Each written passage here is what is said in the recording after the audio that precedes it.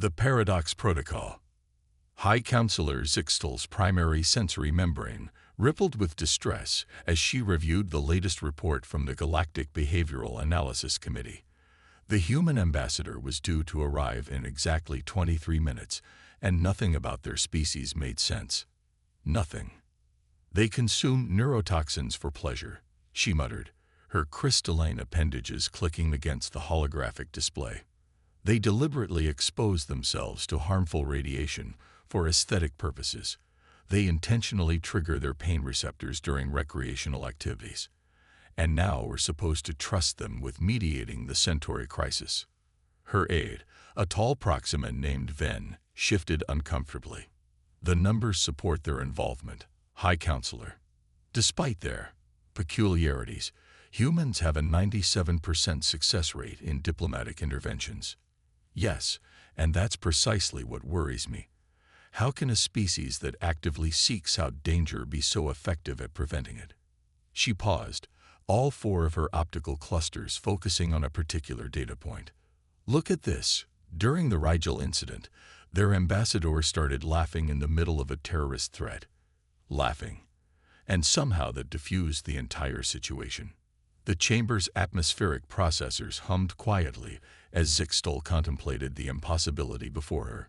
The Centauri crisis threatened to destabilize 3 major trade routes and potentially trigger a war between the oldest spacefaring civilizations in the galaxy.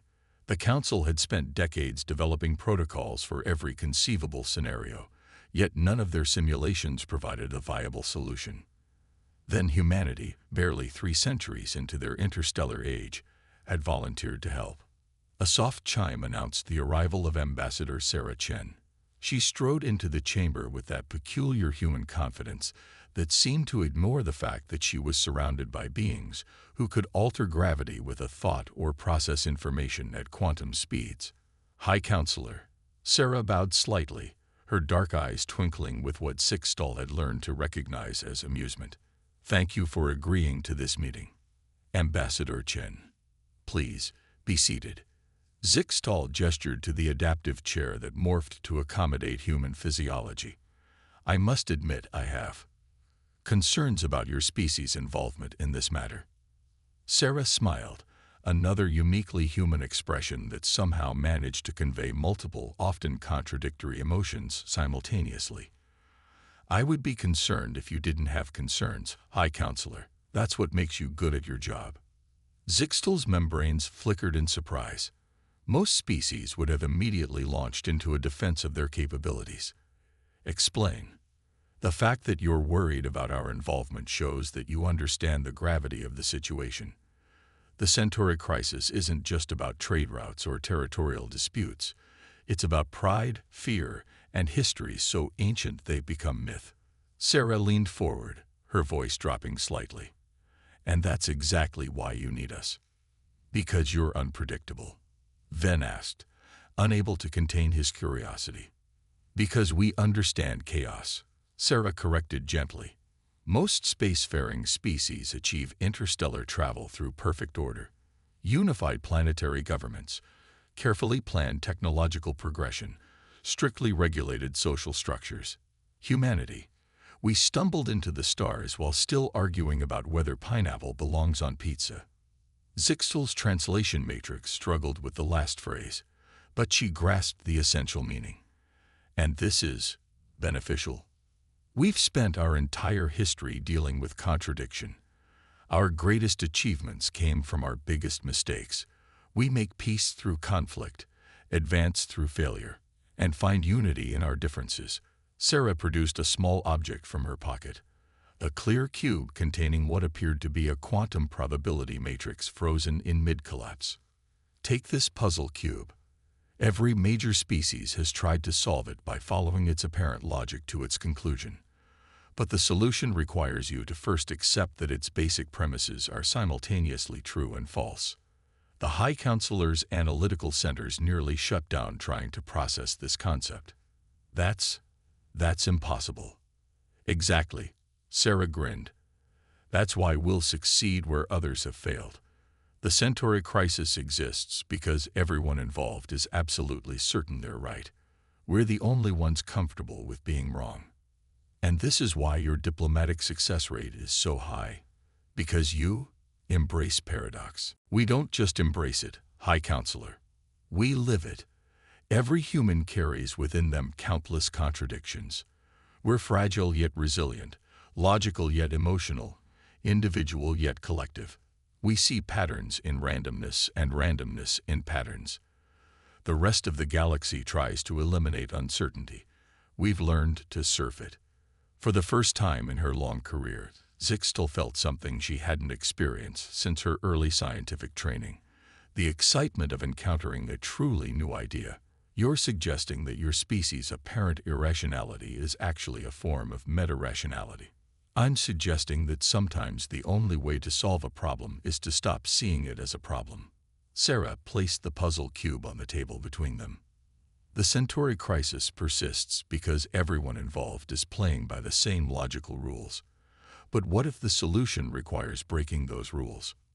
The High Counselor's membranes pulsed with rapid calculations.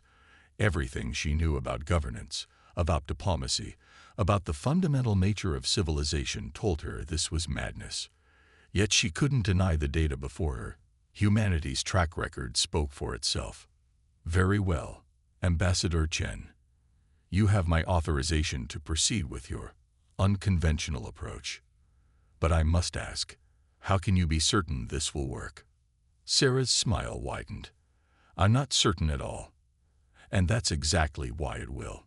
As the human left the chamber, Ven turned to his superior. High Counselor, did that conversation make any sense to you? Zixtal stared at the puzzle cube Sarah had left behind, watching as impossible quantum states somehow coexisted within its crystalline structure. No, she admitted. And I think that's the point. Logic's blind spot. The Meridian warships hung in space like crystalline daggers, their quantum drives humming with barely contained energy. First Contact Specialist Dr. Maya Rodriguez watched them through the viewport of the United Earth vessel Curiosity, fighting to keep her expression neutral despite the gravity of the situation. They're going to fire on the archivists, Lieutenant Park said quietly from his tactical station. All because of a mathematical proof. Maya nodded, her dark eyes fixed on the elegant ships of the Meridian Collective. The situation would have been almost comical if it weren't so deadly serious. The archivists, a species of data-gathering beings who had peacefully recorded the galaxy's history for millennia, had committed what the Meridians considered an unforgivable sin. They had proven that the foundational theorem of Meridian society contained a logical flaw. The Meridians built their entire civilization on the principle of absolute certainty, Maya explained to the bridge crew. Their mathematics, their psychology, their social structure. Everything stems from the belief that pure logic can solve any problem. The archivists didn't just find a flaw in their math. They found a crack in their entire worldview. Captain Sarah Chen, recently promoted after her success with the Centauri crisis, leaned forward in her command chair. And their logical response to having their logic questioned is to eliminate the question entirely. Along with everyone who asked it, Maya confirmed grimly, the Meridians can't accept the existence of uncertainty in their fundamental principles. Their minds literally can't process it. So they're going to destroy the archivist homeworld and all their data repositories to maintain their perception of perfect logic. The bridge fell silent as the implications sank in. Billions of lives and countless generations of accumulated knowledge about to be erased because one species couldn't handle being wrong. Time to intercept, Sarah asked. 17 minutes, Lieutenant Park responded. But we're not cleared to interfere. The Galactic Council is still debating the proper response. Sarah's lips curved into a familiar smile, the same one she'd worn during the Centauri negotiations. Dr. Rodriguez, would you say this situation requires a logical solution? Maya felt an answering grin spread across her face as she caught the captain's meaning. Actually, Captain, I'd say logic is precisely what got us into this mess. Maybe it's time for something more human. My thoughts exactly. Open a channel to the Meridian flagship. The main view screen flickered to life, revealing the geometric perfection of a Meridian command center. Supreme Logic Commander Val-X regarded them with crystalline sensors arranged in precise mathematical patterns. Human vessel, this matter does not concern you. The Meridian's translated voice held no emotion, only pure rationality.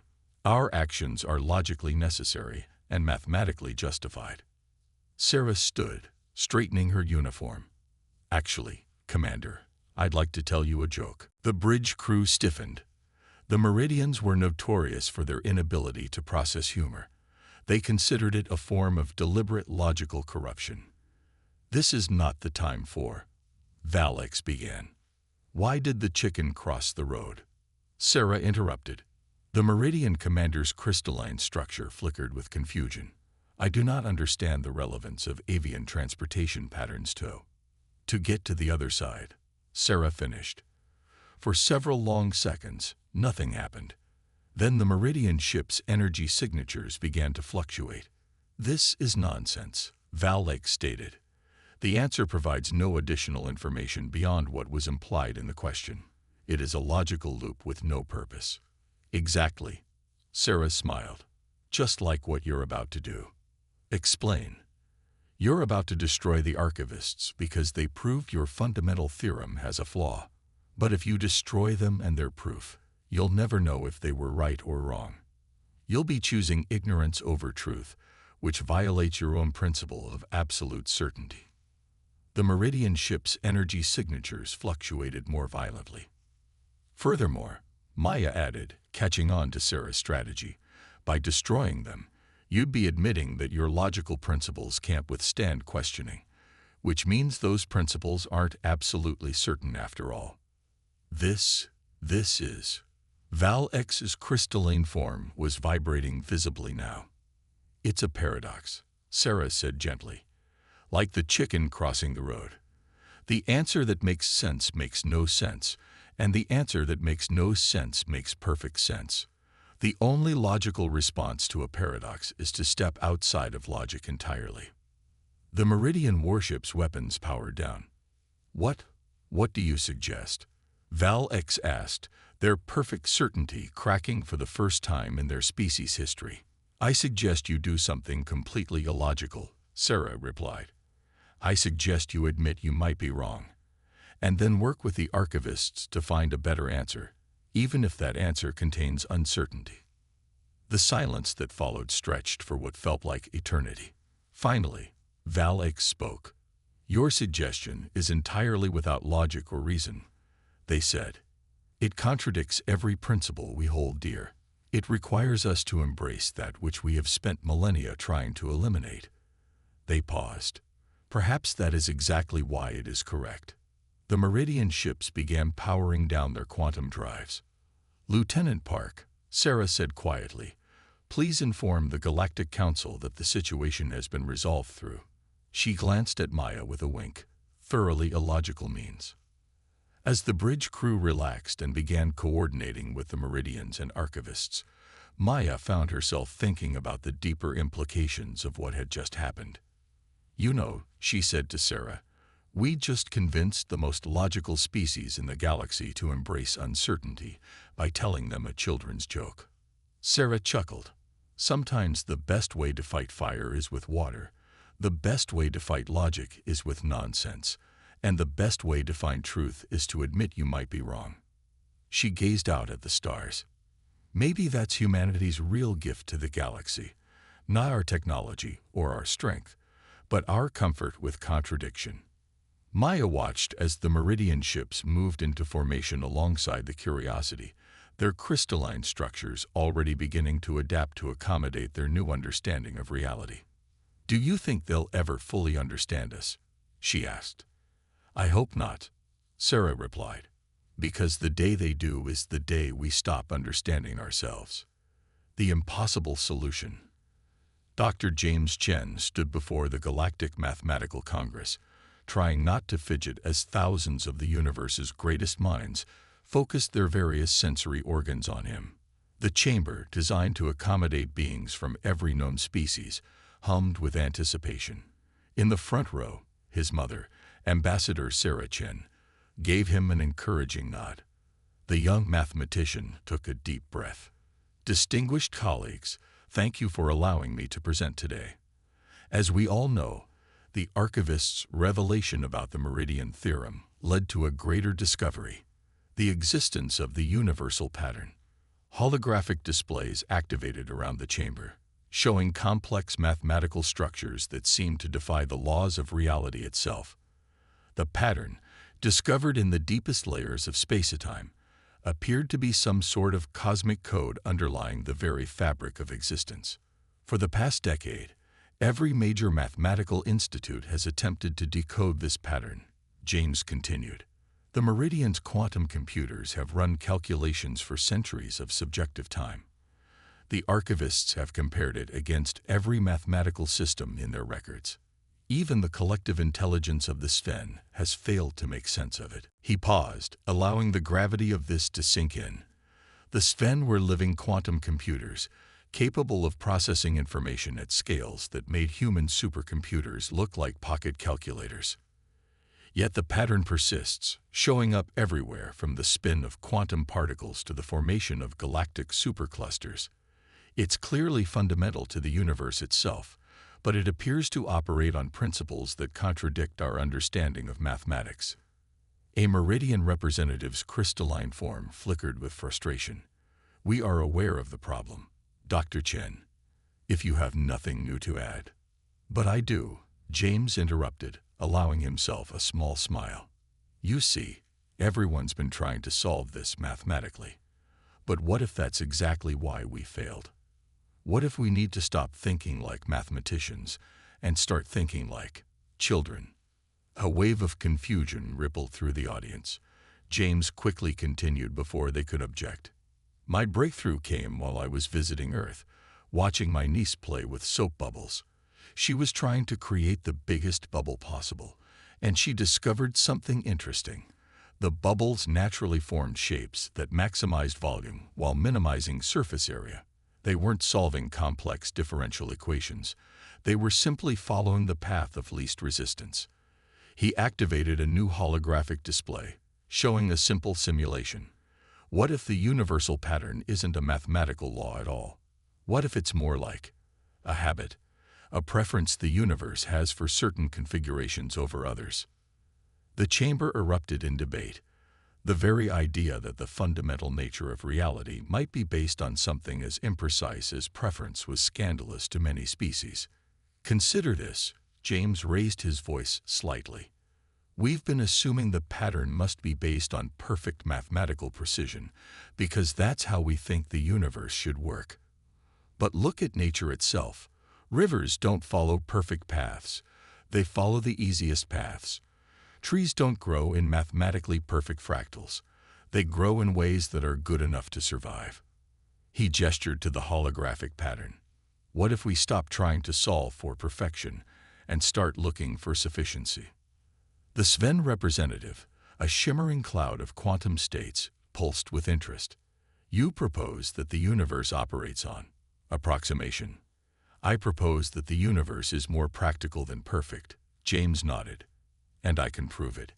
He input a series of commands into the holographic system. The pattern began to shift and flow, but instead of trying to force it into rigid mathematical frameworks, the new algorithm simply allowed it to find its own equilibrium, like water flowing downhill. The chamber fell silent as they watched the pattern resolve itself into a form that was neither perfectly ordered nor completely chaotic, but something in between. Something organic, something alive. By removing our assumptions about how the pattern should behave, James explained, we can finally see how it actually behaves. It's not a law to be decoded. It's a tendency to be understood. Not a rule, but a relationship. The Meridian representative's crystalline structure vibrated with what might have been excitement. This changes everything.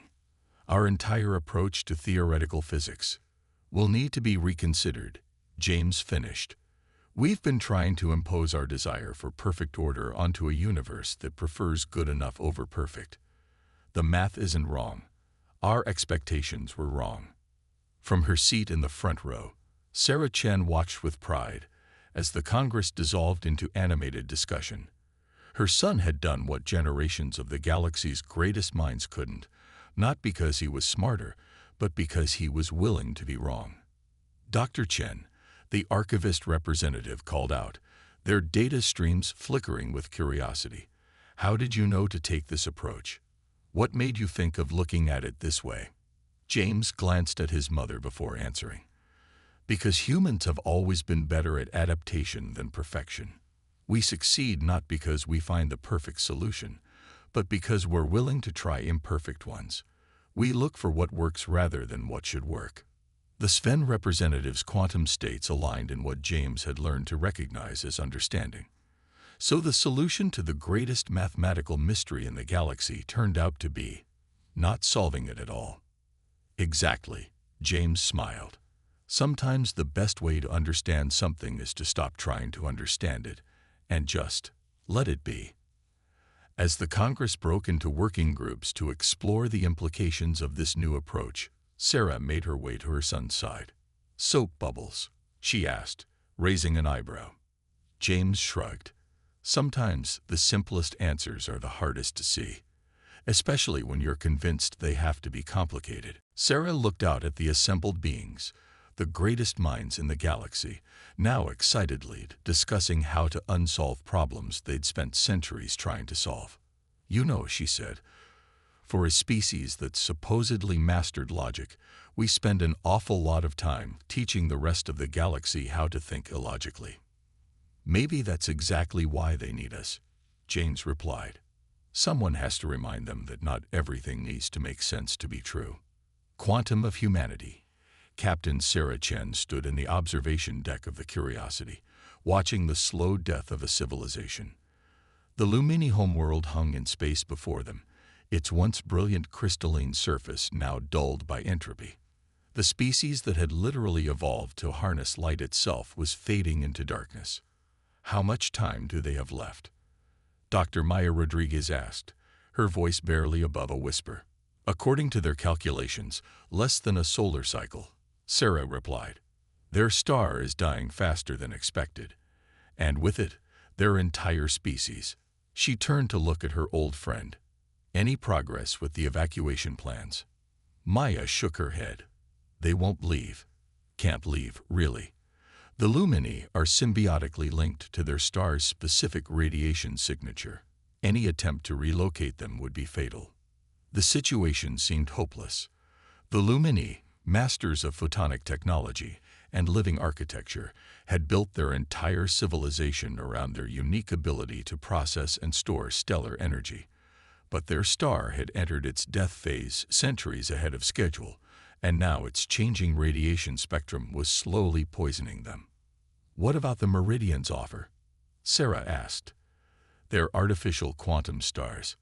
Wrong frequency, Maya interrupted. We've tried everything, Sarah. Every spacefaring species has offered solutions, and none of them work. The Lumini need exactly the right type of stellar radiation, and we can't replicate it. Sarah walked closer to the viewport, studying the crystalline cities below. They reminded her of the puzzle cube she'd once used to make a point about human nature to the Galactic Council. The way it had contained seemingly impossible quantum states. Her eyes widened. Maya, what if we're thinking about this wrong? Everyone's trying to replace their star, but what if we could change the Lumini instead?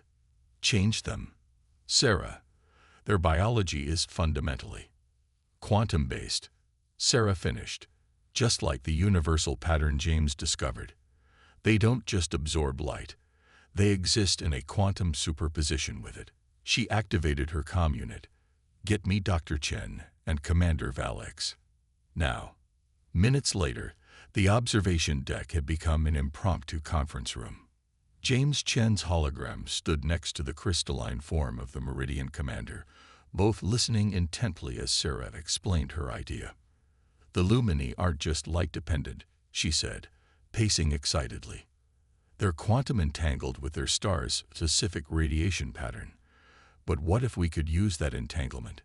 Instead of trying to make new light for them, we help them adapt to new light. Val X's crystalline structure flickered with interest. You propose quantum retuning of an entire species. The energy requirements alone would be massive. James nodded. But not impossible. Not if we combine meridian quantum technology with the universal pattern's tendency toward viable solutions. Maya looked between them. You want to use the pattern to suggest a new quantum state to the Lumini. Exactly. Sarah smiled. Like teaching a plant to photosynthesize a different wavelength of light. We're not forcing a change. We're showing them a possibility. The next 12 hours were a blur of activity. James worked with the Meridians to design a quantum resonance field that could encompass the entire planet. Maya coordinated with the Lumini to prepare their population for the attempt. And Sarah did what humans did best. She hoped. As the Meridian quantum arrays powered up, casting their invisible field around the dying world, Sarah stood before the Lumini High Council in their fading crystal chamber. I won't pretend to understand exactly how this will feel, she told them, her voice carrying to all corners of the vast space. But I do know something about adaptation.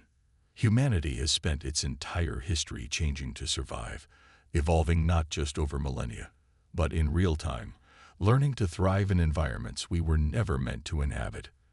The Lumini leaders, their once bright forms now dim and flickering, listened silently.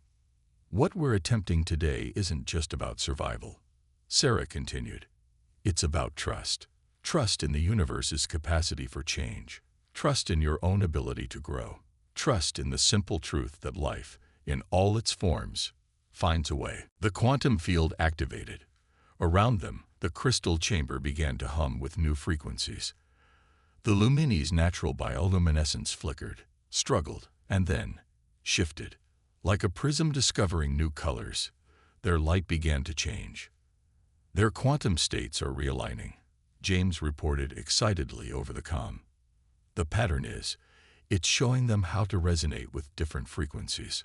Sarah watched in awe as the Lumini began to glow with new colors, their crystalline bodies adapting to process different wavelengths of light. It wasn't perfect. They would need time to fully adjust, and their civilization would have to undergo significant changes, but they would survive. Hours later, as the transformed Lumini celebrated their second chance at life, Maya found Sarah back on the observation deck. You know what's really remarkable? Maya said, watching the crystalline cities below now shimmering with new kinds of light. We didn't actually solve their problem. We just showed them how to solve it themselves. Sarah nodded. Sometimes the best thing we can do is show others that change is possible. The rest, she smiled, thinking of her son's breakthrough with the universal pattern. The rest is just letting nature take its course. Is that the secret to humanity's success? Maya asked. Not that we're stronger or smarter, but that we're better at showing the universe new possibilities. Maybe, Sarah replied, watching as the Lumini world glowed with renewed life.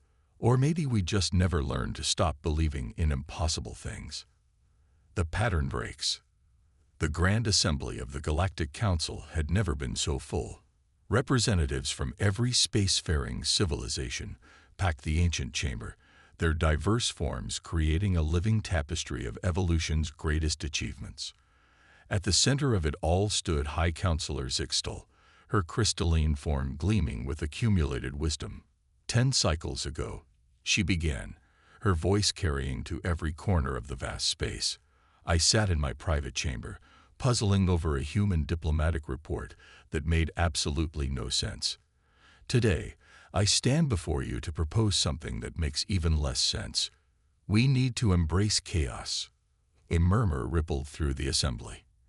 In the diplomatic section, Ambassador Sarah Chen sat with her son Dr. James Chen and Dr. Maya Rodriguez, watching as decades of their work came to fruition. The evidence is undeniable, Zixtal continued. The Centauri crisis, resolved through deliberate paradox. The Meridian theorem, expanded by accepting its own imperfection. The universal pattern, understood by abandoning our need to understand it. The Lumini transformation, achieved by embracing change rather than fighting it. In each case, human irrationality proved wiser than our perfect logic. The High Counselor's primary membrane pulsed with what might have been amusement. We thought we were teaching humanity how to join galactic civilization. Instead, they'd been teaching us how to survive it. She gestured, and a holographic display activated above the chamber. It showed the universal pattern that James had helped decode, but now overlaid with something new: human brain patterns, social structures, historical events. Dr. Chen's work revealed that the universe prefers practical solutions over perfect ones. But it took us this long to realize what that really means. Zixtal turned to face the human delegation. Your species isn't an anomaly in the galaxy. You're a reflection of its fundamental nature. The display shifted, showing the seemingly chaotic patterns of human history alongside the formation of galaxies, the evolution of life, the quantum dance of particles. The similarities were startling. The universe itself is not the perfectly ordered system we imagined, Zixtal explained. It is a living, breathing, constantly evolving entity that favors adaptation over perfection, possibility over certainty, and yes, chaos over order. Sarah felt a smile tugging at her lips as she watched the various species processing this revelation. The meridians, their crystalline forms shimmering with new understanding. The archivists, their data streams pulsing with excitement at new patterns to record. The Lumini, their transformed bodies glowing with frequencies they never imagined they could process. But how can we implement such a fundamental change? A Sven representative asked, their quantum states fluctuating with concern. Our civilizations are built on predictability, on certainty. Perhaps, Sarah stood, addressing the assembly. That's exactly why they need to change. The universe is entering a new phase. The challenges we face, dying stars, colliding galaxies, the very fabric of space-time showing signs of stress. These aren't problems we can solve with perfect logic. They require something more. They require humanity's gift, Maya added, standing beside her friend. The ability to see patterns in chaos and possibility in contradiction. James joined them, his voice carrying the weight of mathematical certainty. The universal pattern isn't just a description of how the universe works. It's a prescription for how we need to work with it. Not by imposing our desire for order, but by learning to dance with disorder. High Counselor Zixtal's form pulsed with approval. Which is why I am proposing a new initiative, Project Paradox, a complete restructuring of how we approach galactic civilization. Instead of trying to eliminate uncertainty, we will learn to use it. Instead of seeking perfect solutions, we will embrace practical ones. Instead of fearing chaos, we will learn to thrive in it. The chamber erupted in discussion, countless species debating this radical departure from millennia of established practice. But there was something different in their reactions now. An excitement, a willingness to consider the impossible. Sarah turned to her son. Did you ever imagine, when you were watching those soap bubbles, that you'd help change the galaxy's fundamental understanding of reality? James laughed. Honestly, I was just trying to solve a puzzle. Isn't that how humanity usually does it? We don't set out to change the universe. We just keep trying things until something works. And that, Zixtal said, approaching their group, is precisely why you succeed. You don't try to bend the universe to your will. You learn its dance and join in, even when the steps make no sense. Maya watched as the various species began forming working groups, already adapting to this new paradigm, with surprising enthusiasm. So what happens now? Now, Sarah smiled, thinking of that puzzle cube she'd shown Zixtal so long ago. Now we do what humanity does best. We take a leap into the unknown, trust in our ability to adapt, and hope that the universe catches us. And if it doesn't, a nearby meridian asked, then we'll find a way to fly instead, Sarah replied. After all, the best solutions are often the ones we haven't imagined yet. As the assembly continued their historic session, Sarah looked out at the gathered species, the greatest civilizations in known space, all finally learning what humanity had known instinctively, that the universe's greatest constant is change itself. You know, she said quietly to her companions, for a species that supposedly makes no sense, we've done a pretty good job of helping the galaxy find its way. Maybe that's because nonsense is just sense we haven't understood yet, James replied. And sometimes, the only way to find a new kind of order is to break the old patterns completely. High Counselor Zixtal's crystalline form sparkled with what was definitely amusement now. Indeed, though I must ask, does this mean we'll have to start putting pineapple on our pizza? For the first time in the history of the Grand Assembly, the chamber rang with very human laughter, a chaos that contained its own perfect kind of harmony.